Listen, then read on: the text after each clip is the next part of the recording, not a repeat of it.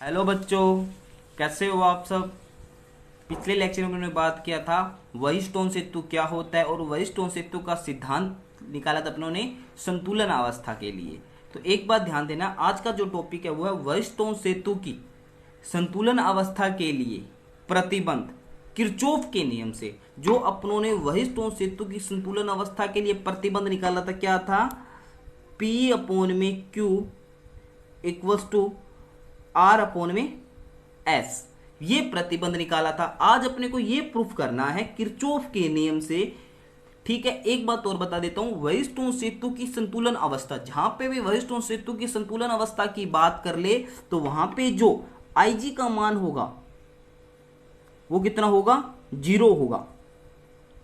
संतुलन अवस्था में जो ये आपको धारा मापी दिखाई दे रही है, इसके अंदर कोई भी विद्युत धारा प्रवाहित नहीं होगी। तो Ig का मान कितना होगा? 0। और जो B और D है, जो आपको डायग्राम में बताए हुए B और D पॉइंट है, उन पर जो विभव होगा वो क्या रहेगा? समान रहेगा। इतनी बात आपको समझ आ गई। आज ये चीज अपने को किरचॉफ के नियम से लागू करनी है। तो किरचॉफ के नियम आपको बताए हुए हैं, धारा नियम और वोल्टा नियम। तो इसमें कौन सा लगेगा? वोल्टा नियम लगेगा, क्योंकि अपने को ये बंद लूप दिखाई दे रहा है। ठीक है, अब देखो इसको सोल्व करते हैं, इस प्रतिबिंब को किरचॉफ के नियम से। वहिष्टोन सेतु की संतुलन अवस्था का प्रतिबंध हम किरचॉफ के नियम से भी ज्ञात कर सकते हैं। माना धारा मापी G में प्रवाहित धारा, एक बार मैं मान रहा हूं संतुलन अवस्था के लिए Ig का मान कितना होता है? 0। माना धारा मापी, ये धारा मापी G है, इसको गैल्वेनोमीटर भी बोलते हैं। गैल्वेनोमीटर को हिंदी में धारा मापी बोलते हैं। ठीक है, में प्रवाहित धारा Ig है। ठीक है, और धारा मापी का प्रतिरोध कितना है? Rg है। जो धारा मापी लगा हुआ है इसके अंदर, उसका प्रतिरोध कितना है? Rg दिखाया हुआ है। ठीक है, अब देखो ये आपको एक वहिष्टोन सेतु बनाया होगा जिसमें 4 प्रतिरोधों का चतुर्भुजीय संयोजन है। P प्रतिरोध, Q प्रतिरोध, R प्रतिरोध, S प्रतिरोध। ठीक है, A और C बिंदु के बीच में मैंने एक बैटरी जोड़ी हुई है जिसका विद्युत वाहक बल E है, और इसके साथ मैंने क्या कुंजी K1 जोड़ी हुई है। B और D बिंदु के बीच में मैंने एक गैल्वेनोमीटर जोड़ा और एक कुंजी K2 जोड़ी हुई है। अब देखो यहां पे इसने जो अपने को चलने की डायरेक्शन बताई वो क्या है? क्लॉकवाइज है। क्या है? क्लॉकवाइज है। इस प्रकार ये घूम रहा है। ठीक है, अब देखो अगर अपने को कोई भी डायरेक्शन ना दे घुमाने की तो अपने हमेशा क्लॉकवाइज ही मान के सोल्व करेंगे। ठीक है, आपको जहां तक है वो नहीं देगा तो अपने को क्या मानिए? ये क्लॉकवाइज ही घुमाना है। एंटी क्लॉक भी घुमा सकते हो, पर अपने क्लॉकवाइज ही मानेंगे सारे डायग्राम के अंदर। ठीक है, तो देखो जैसे मैंने इस कुंजी K1 को लगाया तो परिपथ में क्या होगी? धारा प्रवाहित होगी। ये धारा आगे ए बिंदु पर जाके 2 भागों में बन जाएगी, I1 और I2 में। और मैंने आपको बताया था जो B बिंदु का विभव है D बिंदु की तुलना में ज्यादा है, पर अपने को पता है संतुलन अवस्था में दोनों क्या होते हैं? बराबर होते हैं। वो अपने आगे कर लेंगे। एक बार तो मान के चलना पड़ेगा अपने को B बिंदु पर विभव है D बिंदु की तुलना में ज्यादा है। तो I1 करंट आगे जाके 2 भागों में बंटा। जो B से D की तरफ धारा गई उसको दे दिया Ig का, मतलब गैल्वेनोमीटर में प्रवाहित धारा कितनी है? Ig। और देखो Ig इधर इधर कितनी रहेगी? I1 माइनस Ig बराबर I3। ठीक है, अगर संतुलन अवस्था के लिए बात करें तो I1 और I3 आपस में क्या होते हैं? बराबर, क्योंकि Ig का मान कितना हो जाएगा? 0। ठीक है, इसी प्रकार I2 धारा यहां है और Ig आके यहां मिल गई तो यहां पर कितनी होगी? I2 प्लस Ig बराबर I4। संतुलन की अवस्था में I2 और I4 आपस में क्या होते हैं? बराबर, क्योंकि Ig का मान कितना हो जाएगा? 0 हो जाएगा।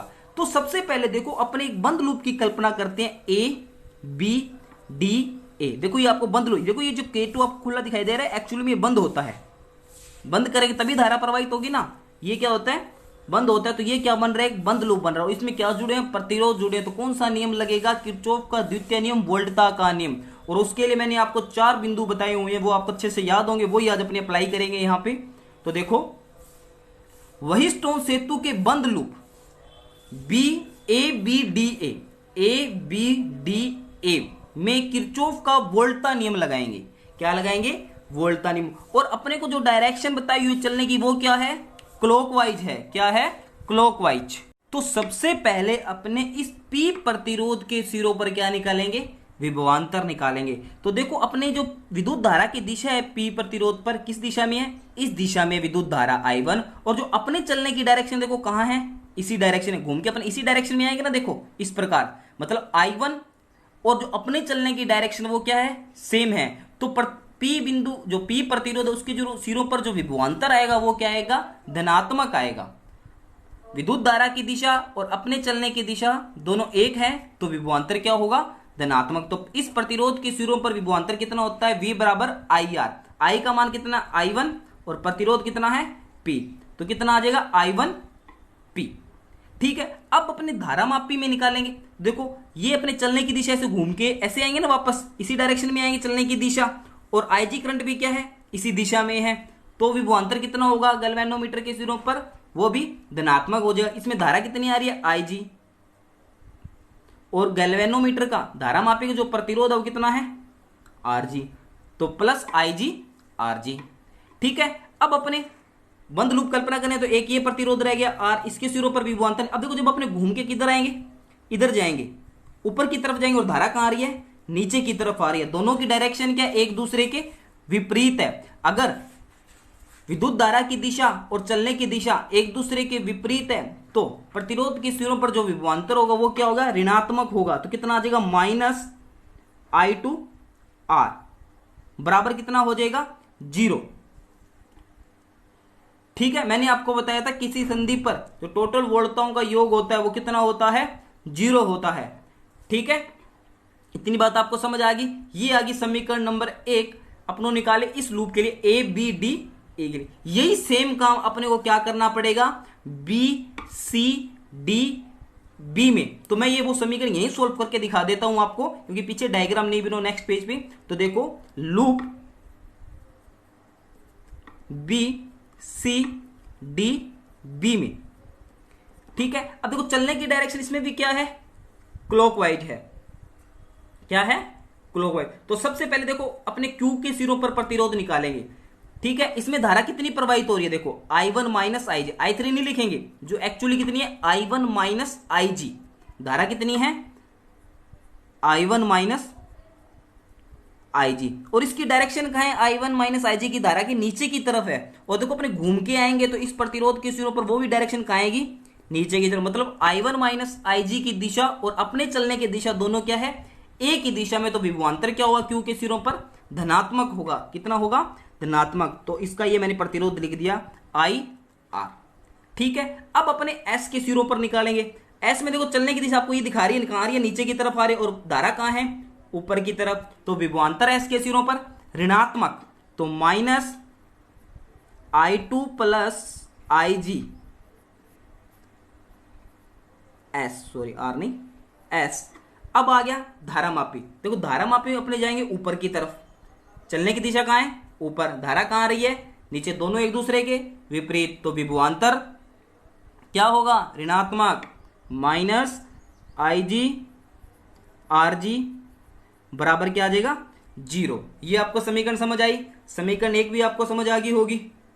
ठीक है, अब देखो अपने को पता है जो संतुलन की अवस्था होती है, क्या होती है, संतुलन की अवस्था के लिए बात करनी है अपन, उसमें जो IG का मान है, उसमें जो IG का मान होता है वो कितना होता है, 0 होता है। तो अपने क्या करेंगे, समीकरण 1 व 2 प्राप्त हुई है, उसमें IG का मान क्या कर देंगे, 0 पुट कर देंगे। अगर आप शुरू में ही पुट करना तो भी सही है, आप लिख दोगे, क्योंकि संतुलन की अवस्था में धारामापी में जो प्रवाहित धारा होती है IG, वो कितनी होती है, 0 होती है। तो मैंने दोनों समीकरणों को सोल्व करने के बाद संतुलन की अवस्था लगा रहा हूं, जिसमें IG का मान कितना होता है, 0। ये वेस्टर्न सेतु के सिद्धांत से अपने को पता है। ठीक है, देखो मैंने एक समीकरण आपको बता चुका हूं। इसी प्रकार वेस्टर्न सेतु के बंद loop B C D B में किरचॉफ का वोल्टता नियम लगाएं तो अपने को ये इक्वेशन प्राप्त हुई है। मैंने आपको पीछे इक्वेशन सोल्व करके दिखा दी है कि I1 minus IG-Q minus I2 plus IG-S minus IG-RG equals to 0, क्योंकि अपने को जो वोल्टताओं का योग होता है वो कितना होता है, 0 होता है।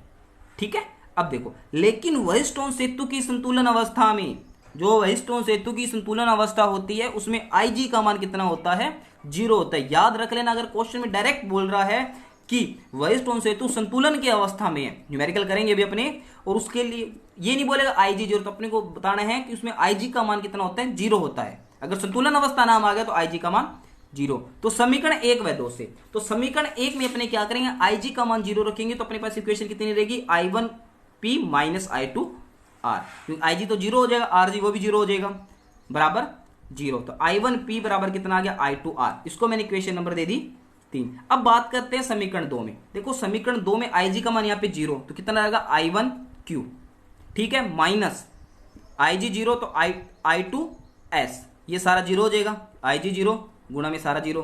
तो इक्वेशन क्या रहेगी मेरे पास, देखो I1Q माइनस I2S बराबर कितना आ गया 0, ठीक है। अब देखो I1Q बराबर कर दिया I2S, तो मैंने समीकरण 3 में 4 का भाग लगा दिया LHS में LHS का, तो I1P अपोन में I1Q, I2R अपोन में I2S, ये रहा। I1 से I1 कैंसिल, I2 से I2 कैंसिल, तो अपने पास जो रिलेशन क्या बना, P अपोन में Q बराबर R अपोन में S, और यही वेयरस्टोन सेतु की संतुलन की अवस्था का प्रतिबंध है। अपने किरचॉफ के नियम से ज्ञात कर लिया, ठीक है। ये किस सिद्धांत से निकाला, सॉरी किस नियम से निकाला है, किरचॉफ के नियम से। देखो किरचॉफ का नियम लागू किया था ना, वोल्टा का नियम, ठीक है। अभी अपने इस वेयरस्टोन सेतु के ऊपर एक न्यूमेरिकल को डिस्कस करेंगे, ठीक है। तो मेरे पास एक न्यूमेरिकल देखो, निम्नांकित चित्र में धारामापी का विक्षेप 0 है। धारामापी का विक्षेप मतलब जो गैल्वेनोमीटर है G है, उसमें विक्षेप कितना आ रहा है, 0 आ रहा है। 0 आ रहा है तो मतलब वो क्या है, संतुलन की अवस्था में है। किस अवस्था में है, संतुलन अवस्था में। संतुलन अवस्था में है तो IG का मान कितना होगा, 0 होगा।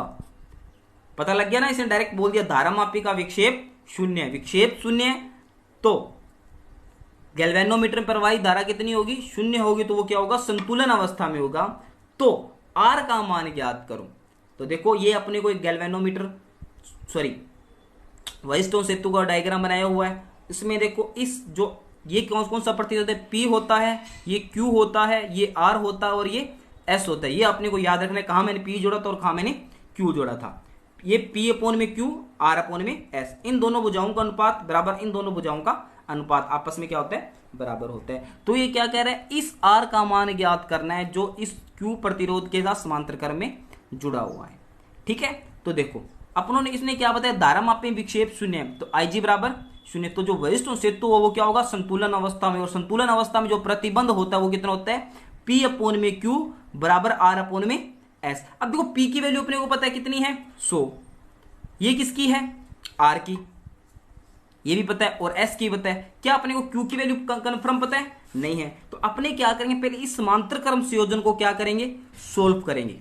इन दोनों का समांतर क्रम संयोजन को क्या करेंगे, सोल्व करेंगे। और सोल्व करने के बाद यहाँ पे क्या आ जाएगा, तुल्य प्रतिरोध आ जाएगा, और वो वैल्यू अपने क्या कहाँ पुट कर देंगे, यहाँ कर देंगे। ऐसे तो नहीं दोनों वैल्यू इकट्ठी पुट कर देंगे, नहीं, पहले इनको क्या करना पड़ेगा, सोल्व करना पड़ेगा। तो समांतर क्रम संयोजन को सबसे पहले अपने प्रूफ करते हैं। तो क्या होता है समांतर क्रम का फॉर्मूला, प्रतिरोधों का 1/R तुल्य बराबर 1/R1 प्लस में 1/R2, क्योंकि दो ही प्रतिरोध है अपने पास। पहला कितना है, 1/100 प्लस 1/R, ठीक है। लघुत्तम कितना आ गया, 100R। यहां पे कितना रह गया, R प्लस 100, ठीक है। अगर इसको 1 अपोन में यहाँ पे कितना है, 1R तुल्य। अगर R तुल्य की वैल्यू की बात करें तो कितना आएगी मेरे पास, 100R बटा में 100 प्लस R। एक ही बात है, चाहे R प्लस 100 करो चाहे 100 प्लस, ये आ गई मेरे पास। अब देखो यहाँ पे एक Q की वैल्यू पता लगी, ये वैल्यू किसकी अपने पास, Q की है। अब तो इस वैल्यू को पुट कर सकते हैं ना, तो मैं इस प्रतिबंध में पुट करूंगा सारी वैल्यू। देखो मैंने यहाँ पे ये आपको वैल्यू सॉल्व करके दिखा दी। अब समीकरण 1 से बात करते हैं। देखो समीकरण 1 से P का मान कितना है, 100, पुट कर दिया, ये देखो। और अपोन में क्या होता है, Q, और Q की वैल्यू क्या है, ये एक प्रकार से यहाँ पे Q की वैल्यू है। Q की वैल्यू कितनी है, 100R बटा में 100 प्लस R। तो 100R वैसे का वैसे अपोन में है ना, ऊपर कितना चल जाएगा, 100 प्लस R इक्वल्स टू, यहाँ पे कितना होता है, R अपोन में S। यहाँ पे R कितना है, 200, और ये कितना है, 40। कितना है, 40 हो गया। अब इसको क्या देखो, 100 से 100 कैंसिल हो गया और वज्र गुणा कर दिया। 40 के साथ 100 प्लस R मल्टीप्लाई में आ गया, और R के साथ 200, ठीक है। तो अंदर देखो 40 मतलब 4000 प्लस में 40R इक्वल टू 200, और 40R इधर आके कितना हो जाएगा, 160R। तो 4000 बराबर कितना आ गया, 160R। R बराबर 40,000 नहीं सॉरी 4000 अपोन में 160। सोल्व किया तो रिजल्ट आएगा अपने पास 2500। तो उस R की वैल्यू कितनी होगी, 2500। तो इस R की वैल्यू कितनी होगी अपने पास, 2500। अब देखो अगर अब अपने P अपोन Q और R अपोन S करें तो दोनों इन दोनों अनुपातिक भुजाओं का मान और इन दोनों अनुपातिक भुजाओं का मान क्या बराबर आ रहा है, एक बार चेक करके देखते हैं। वैसे 100% बराबर है क्योंकि इसने विक्षेप क्या दे रखा है, 0 दे रखा है। पहले इन दोनों को सोल्व करें, यहाँ पे एक तुल्य प्रतिरोध बनाना पड़ेगा।